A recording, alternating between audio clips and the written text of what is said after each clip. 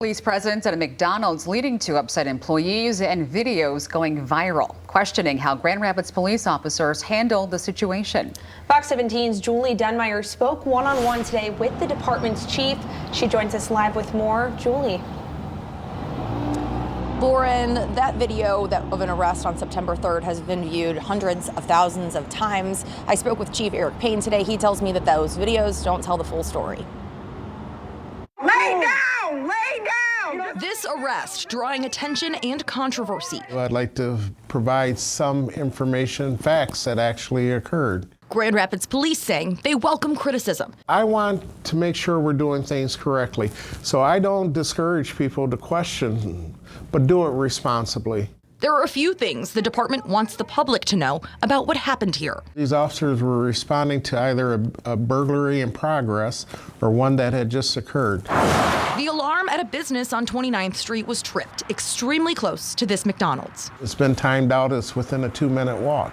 Police say a witness told them they saw a teal-colored backpack at the same spot where someone tried to break in. They went around, and by the time they came back around, the backpack was gone. That's when the business owner called police. The large police presence because officers were responding to a burglary in process. That requires a number of personnel to show up for perimeter and also to do searching. Officers then find this man at the McDonald's moments later with a teal-colored backpack. And I'm not saying this person is responsible that we encountered.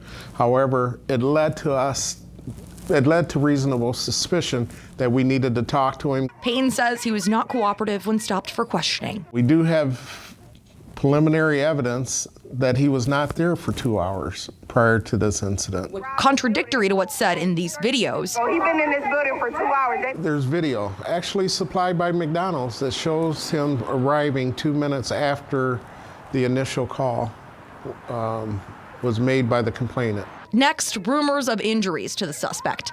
Payne says it wasn't at the hands of police. And they were self-inflicted. There was no force used by officers out there other than the handcuffing and placing him in a cruiser. And that body camera video will provide a complete picture. We will continue to do our job. And I think those officers were attempting to do their job out there that day. Again, I want to have a complete investigation done on it. And they are doing an internal affairs investigation into this incident. We are expecting that body camera video from GRPD by Monday. Reporting live in Grand Rapids, Julie Denmeyer, Fox 17 News.